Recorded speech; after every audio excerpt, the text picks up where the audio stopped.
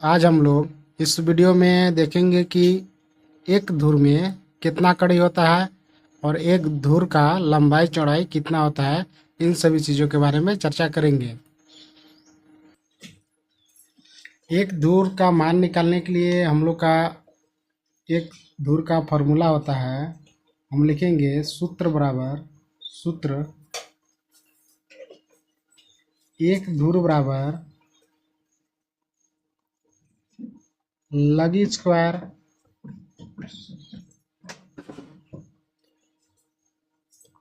लगी स्क्वायर का मतलब हुआ सर्वे समय कितना हाथ का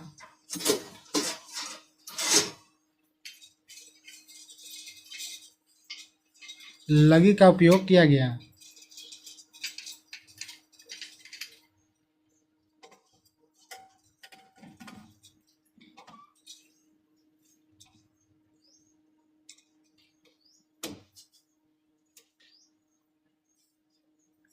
एक धुर का मान इसी लगी पर डिपेंड करता है। फिलहाल हम लोग 5.5 हाथ के अनुसार बात करेंगे। लगी का मतलब 5.5 हाथ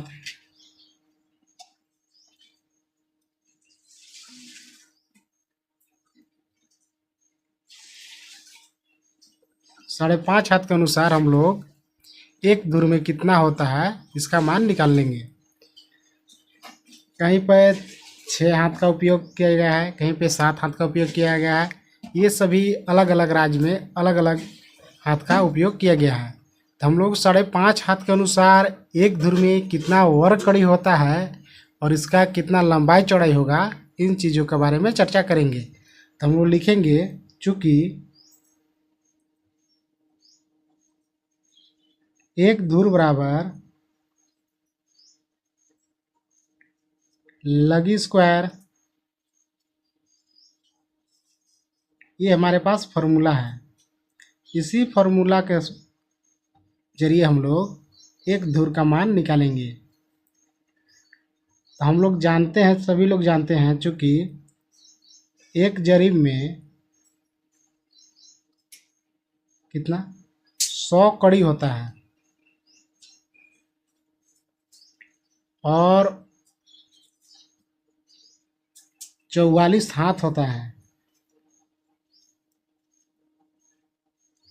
तो हम लोग कड़ी में मान निकालने के प्रयास करेंगे। तो कड़ी में एक हाथ में कितना कड़ी आएगा इसको निकाल लेंगे।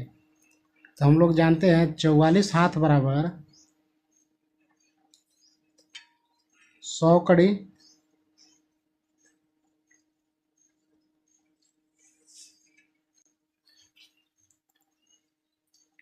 एक हाथ बराबर 100 कड़ी डिवाइड 44। अगर हम लोग 4 से इसको काटते हैं तो कितने बार बन जाएगा? ये 25 बार में, ये 11 बार में। 25 और 11 को डिवाइड कीजिएगा तो हमारे पास 2.272 वर्ग कड़ी नहीं, कड़ी खाली आ जाएगा।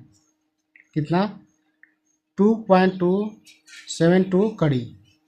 अब इसी कड़ी को मान हम लोग ये फॉर्मूला में रख देंगे, इसके जरिए फिर निकाल लेंगे। अब हम लोग लिखेंगे कि कितना 5.5 हाथ, 5.5 हाथ गुना एक हाथ में कितना लगी का उपयोग किया गया? 2.272 का स्क्वायर। अब हम लोग 5.5 मल्टीप्लाई 2.272 को जब आपस में गुना करेंगे तो हमारे पास इसका गुना करने पर आ गया। जब हम लोग मल्टीप्लाई किए तो हमारे पास आ गया 12.496 का स्क्वायर। 12.496 का स्क्वायर का मतलब इसकी संख्या को 2 बार रिपीट होगा। तो हम लोग 12.49 को जब गुना करते हैं तो हमारे पास आ गया, देखिए 12.496 को जब हम लोग आपस में मल्टीप्लाई किए तो हमारे पास कितना गया 156। कितना गया 156। तो हम लोग लिख लेते हैं मल्टीप्लाई एक कितना आ गया हमारे पास 156.150 कुछ और आगे लिख आया होगा कितना वर्ग कड़ी। ये हमारे पास एक धूर बराबर निकल गया है। एक धूर बराबर 156.150 वर्ग कड़ी। कितना एक धूर का मान निकल गया। लेकिन हम लोग दशमलव नहीं लेंगे, सिर्फ हम लोग 156 को लेंगे और 156 के जरिए ही हम लोग निकालेंगे कि एक धुर का लंबाई चौड़ाई कितना कड़ी आएगा। तो हम लोग लंबाई चौड़ाई निकालने के लिए यूज करते हैं एलसीएम के जरिए हम लोग लंबाई चौड़ाई बहुत आसानी से निकाल सकते हैं। तो हम लोग 156 का जब एलसीएम लेंगे, मान लीजिए हम लोग एलसीएम ले लेते हैं, ये 2 से जाएगा 7 दूना 14, 8 दूना 16, फिर ये 2 से जाएगा 3 दूना 6, 9।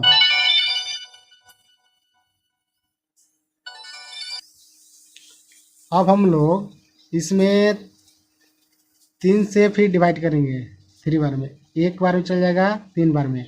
अब 13 नहीं कटेगा तो हम लोग जस के तस छोड़ देंगे। अब फिर हम लोग 2 मल्टीप्लाई 3 मल्टीप्लाई 13, जब इसको हम लोग आपस में गुना करेंगे तो हमारे पास 156 वर्ग कड़ी आ जाना चाहिए, तब हम लोग के एलसीएम सही होगा। तो हम लोग इसको जब आपस में गुना करते हैं, देखते हैं गुना करके कि एलसीएम हमारे पास सही हुआ है कि नहीं हुआ है। देखिए जब हम लोग मल्टीप्लाई किए तो हमारे पास कितना 156 आ गया। 2 मल्टीप्लाई 3 मल्टीप्लाई 113, जब इसको हम लोग गुना किए तो हमारे पास कितना 156 आ गया। कितना 156 आ गया। तो 156 आ गया। मान लीजिए ये हमारे पास एक प्लॉट है,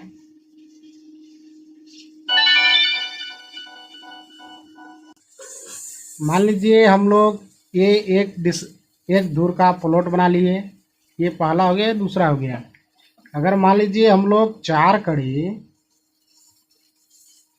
कड़ी चौड़ाई लेंगे, ये 4 कड़ी, तो हमारे पास 13 के 13 13 26 13 39 कड़ी लंबाई आ जाएगा।